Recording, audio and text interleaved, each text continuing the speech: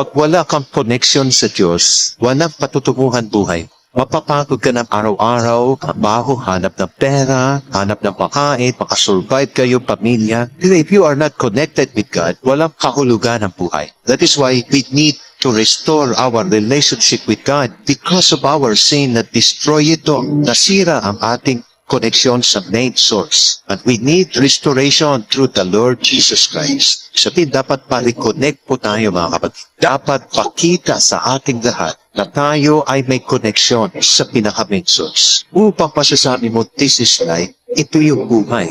Ito yung tunay na buhay na binigay ng Diyos. Kapag tayo restored, there is peace in our heart and in our mind. If we are restored, there is an abundant life. If we are restored, sonship is restored. Pag-ibig anak mo na ibalik. At isa sa halimbawa dito mga kapatid, ang kalibuhang anak, the prodigal son, nang lumayo siya sa ama niya, na